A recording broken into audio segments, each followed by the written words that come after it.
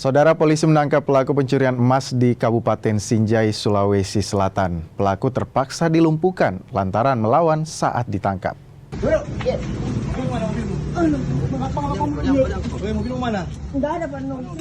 Pelaku pencuri emas di Kabupaten Sinjai, Sulawesi Selatan bernama Tamsir ditangkap tim gabungan Resmo Polda Sulawesi Selatan dan Polres Sinjai di Jalan Atirah Raya, Makassar. Pelaku yang merupakan residivis ini terpaksa dilumpuhkan lantaran melawan saat akan ditangkap. Sebelumnya, pelaku mencuri emas seberat 20 gram di sebuah rumah kosong di Kabupaten Sinjai pada 14 Juli lalu. Korban alami kerugian hingga puluhan juta rupiah. Jadi pelaku melakukan aksinya dengan cara mencungkil jendela rumah yang ditinggalkan pemiliknya. Sebelumnya pelaku memantau situasi di sekitar, dilihatnya ada rumah kosong, kemudian pelaku melancarkan aksinya di rumah kosong tersebut.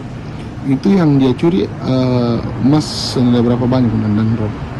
Kalau dari informasi yang kami dapatkan, total kerugian dari emas yang sudah dijual dari pelaku ini adalah sekitar 35 juta.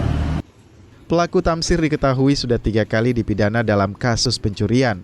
Terakhir, ia baru 5 bulan bebas dari lapas Bulukumba. Uang hasil pencurian digunakan untuk membeli sabu dan juga berfoya-foya. Kini pelaku jalani penahanan dan diserahkan ke Polres Sinjai untuk proses hukum lebih lanjut. Arif Tirtana, Kompas TV, Makassar, Sulawesi Selatan.